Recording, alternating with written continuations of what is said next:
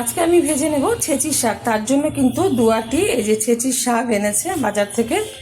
আর এটা এখন ভালো করে ধুয়ে কুটে পরিষ্কার করে নেব। তারপরে কিভাবে ছেঁচির শাকটা ভাজবো সেটা আপনাদের মাঝখানে শেয়ার করব। ছেঁচির শাকটা ভাজার জন্য ওভেনে কড়াই বসিয়ে তাতে দিয়ে দিয়েছি বেশ কিছুটা পরিমাণে সর্ষের তেল। তেলটা গরম হয়ে গেছে, তেলের মধ্যে দিয়ে দিচ্ছি থেতো করে রাখা রসুন। ভালোভাবে একটু নেড়ে চেড়ে নেব। রসুনটা ভালোভাবে ভাজা হয়ে গেছে। রসুনটা আগে দিলে শাকের থেকে খুব সুন্দর একটা ফ্লেভার আসবে। এখন দিয়ে দেবো কুচিয়ে রাখা পেঁয়াজ। একটা বড় সাইজের পেঁয়াজ আমি কুচিয়ে নিয়েছি। পেঁয়াজটা একটু নেড়ে চেড়ে নেবো তেলের সাথে।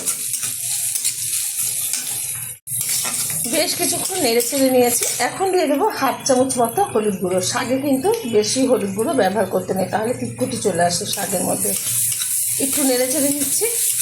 এখন দিয়ে দেবো চিড়ে রাখা কিছুটা কাঁচা লঙ্কা। বেশ কিছুটা পরিমাণে আমি লঙ্কা ব্যবহার করেছি। আপনারা আপনাদের পরিমাণ বুঝে লঙ্কাটা ব্যবহার করবেন। অনেকে অনেক কম বেশি ঝাল খেয়ে থাকে, তো শাকে একটু ঝাল ঝাল হলে ভালো লাগে, সেই কারণে শাকে একটু লঙ্কার পরিমাণটা বেশি ব্যবহার করলাম।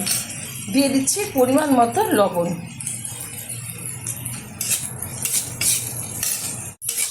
এখন দিয়ে দেবো কুচিয়ে রাখা শাক। ভালো করে ধুয়ে পরিষ্কার করে নিয়েছি, দিয়ে দিচ্ছি।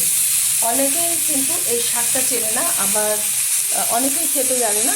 যারা চেনেন না তারা বাজারে গেলে দোকানদাররা বলে দেবে, আপনারাও চিনে যাবেন। আর যারা খেতে জানেন না তারা অবশ্যই রেসিপিটা দেখে একবার ট্রাই করবেন। আশা করি ভালো লাগবে, কারণ শাক কিন্তু ছোটো বড় প্রত্যেকেই পছন্দ করে কম বেশি।